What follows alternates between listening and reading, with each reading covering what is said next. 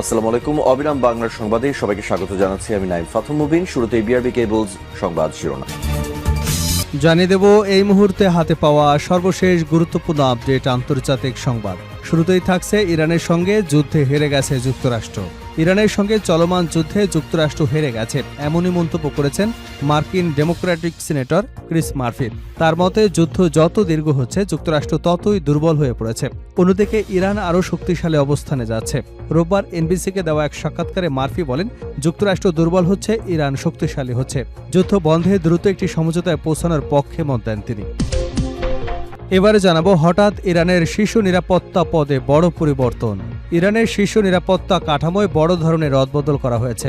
দেশটির সর্বোচ্চ নিরাপত্তা পরিষদ সুপ্রিম ন্যাশনাল সিকিউরিটি কাউন্সিলের নতুন সচিব নিয়োগ পেয়েছেন ইসলামিক রেভলিউশনারি গার্ড কর্পসের সাবেক প্রধান মোহসিন রেজাই। জানাবো, টাইফুন ডলফিনের আঘাতে লণ্ডভণ্ড চীন, ভয়াবহ বন্যার আশঙ্কা। শক্তি বাড়িয়ে চীনের পূর্ব উপকূলে তাণ্ডব চালিয়ে আঘাত হেনেছে প্রলয়ঙ্কারী টাইফুন ডলফিন। প্রচণ্ড বাতাসের তেড়ে আর অতি ভারী বর্ষণে দেশটির বিস্তীর্ণ এলাকা লণ্ডভণ্ড হয়ে পড়েছে। সমুদ্রে নজিরবিহীন উত্তাল রূপ এবং নদীগুলোর পানি বিপদসীমা ছাড়িয়ে যাওয়ায় উপকূল জুড়ে এখন দেখা দিয়েছে ভয়াবহ বন্যার শঙ্কা। এদিকে ট্রাম্প চাইলেও গাজা পরিকল্পনা মানছেন না নেতানিয়াহু। যুক্তরাষ্ট্রের নেতৃত্বে তৈরি গাজা যুদ্ধবিরতির পরিকল্পনা প্রত্যাখ্যান করেছেন ইসরায়েলের প্রধানমন্ত্রী বেনিয়ামিন নেতানিয়াহু। হামাস এই পরিকল্পনায় সমর্থন জানিয়েছিল। নেতানিয়াহুর এই সিদ্ধান্তের ফলে মার্কিন প্রেসিডেন্ট ডোনাল্ড ট্রাম্পের সঙ্গে তার মতপার্থক্য আরও স্পষ্ট হয়েছে। এবারে থাকছে হরমুজ প্রণালী নিয়ে চুক্তির খুব কাছাকাছি ইরান ওমান। হরমুজ প্রণালীতে একটি অস্থায়ী নৌপথ চালু করা নিয়ে ওমানের সঙ্গে ইরান চুক্তির খুব কাছাকাছি পৌঁছেছে বলে জানিয়েছেন ইরানি পররাষ্ট্রমন্ত্রী আব্বাস আরাকচি। তেহরানে এক সংবাদ সম্মেলনে আরাকচি বলেন, ওমানের সঙ্গে আলোচনাটি এখন চূড়ান্ত পর্যায়ে পৌঁছানোর খুব কাছাকাছি। এবং সর্বশেষ জানাবো, ইউক্রেন যুদ্ধে রাশিয়ায় 50,000 সেনা পাঠাচ্ছে উত্তর কোরিয়া। ইউক্রেনের প্রেসিডেন্ট ভলোদিমির জেলেন্সকি বলেছেন, রাশিয়াকে আরও 50,000 সেনা দিতে যাচ্ছে উত্তর কোরিয়া। এর মধ্যে দেশটি রাশিয়ায় হাজার হাজার সেনা ক্ষেপণাস্ত্র গোলাবারুদ দিয়েছে বলে দাবি করেছেন তিনি। এদিকে ইউক্রেনকে আকাশ প্রতিরক্ষা ব্যবস্থা দিতে দক্ষিণ কোরিয়ার প্রতি আহ্বান জানিয়েছেন জেলেন্সকি। এতক্ষণ শুনছিলেন সংবাদ শিরোনাম, এবার থাকছে পুরো সংবাদ। দর্শক, অনুরোধ থাকবে ভিডিওতে একটি লাইক দিন, কমেন্টস করে জানিয়ে দিন এই ভিডিওটি আপনি কোন জেলা থেকে দেখছেন এবং শুনছেন। ইরানের সঙ্গে যুদ্ধে হেরে গেছে যুক্তরাষ্ট্র, মার্কিন সিনেটর। ইরানের সঙ্গে চলমান যুদ্ধে যুক্তরাষ্ট্র হেরে গেছে বলে মন্তব্য করেছেন মার্কিন ডেমোক্রেটিক সিনেটর ক্রিস মার্ফি। তার মতে যুদ্ধ যত দীর্ঘ হচ্ছে যুক্তরাষ্ট্র ততই দুর্বল হয়ে পড়েছে। অন্যদিকে ইরান আরও শক্তিশালী অবস্থানে যাচ্ছে। রোববার এনবিসিকে দেওয়া এক সাক্ষাৎকারে মার্ফি বলেন, যুক্তরাষ্ট্র দুর্বল হচ্ছে, ইরান শক্তিশালী হচ্ছে।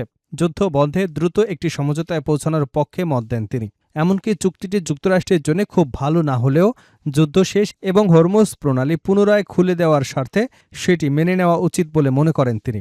মার্ফির মতে যুদ্ধ দীর্ঘ হওয়ায় যুক্তরাষ্ট্রের উপর অর্থনৈতিক চাপ বাড়ছে। বিশেষ করে হরমুজ প্রণালী দিয়ে জাহাজ চলাচল বন্ধ থাকায় জ্বালানি এবং অন্যান্য পণ্যের দাম বাড়ছে। তিনি বলেন, প্রতিদিন যুদ্ধ চলতে থাকলে যুক্তরাষ্ট্র আরও দুর্বল হবে, ইরান আরও শক্তিশালী হবে এবং যুক্তরাষ্ট্রের সাধারণ মানুষকে এর মূল্য দিতে হবে। হরমুজ প্রণালী নিয়ে যুক্তরাষ্ট্র ইরানের মধ্যে আলোচনা এখনও অচল অবস্থায় রয়েছে।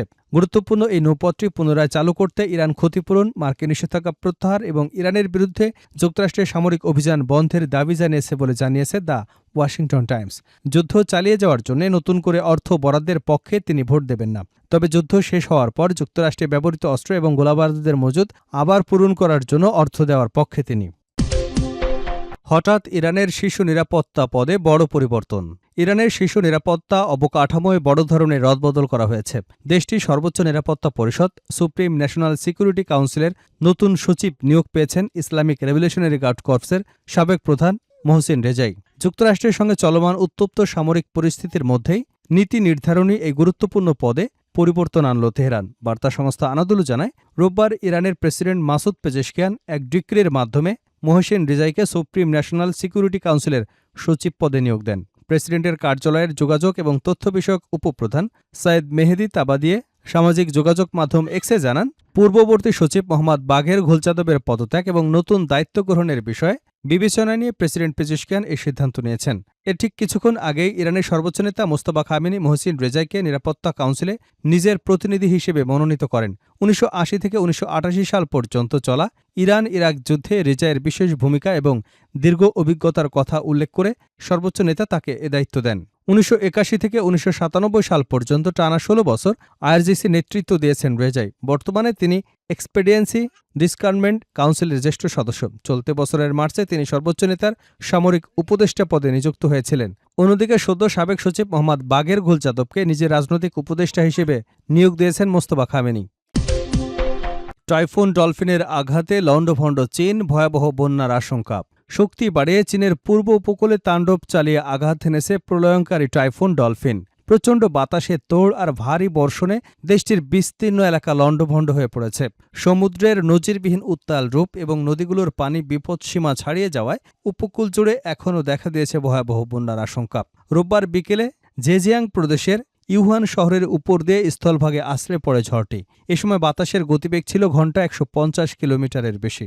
উত্তাল ঢেউ এবং টানা মুষলধারে বৃষ্টির মুখে চীন সরকার দেশজুড়ে সর্বোচ্চ রেড অ্যালার্ট জারি করেছে।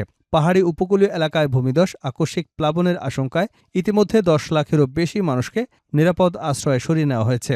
একা উইনচং শহর থেকেই সরিয়ে নেওয়া হয়েছে 9 লাখ অধিবাসীকে। তাদের জন্য খোলা হয়েছে 1000-এরও বেশি জরুরি আশ্রয়কেন্দ্র। ঝড়ের কবলে পড়ে দেশটির যোগাযোগ ব্যবস্থা মারাত্মক বিপর্যস্ত হয়েছে। সাংহাইয়ে হোকিয়াং এবং পুডং বিমানবন্দরে 1400-টিরও বেশি এবং হাংঝৌ বিমানবন্দরে 270টি ফ্লাইট বাতিল করা হয়েছে।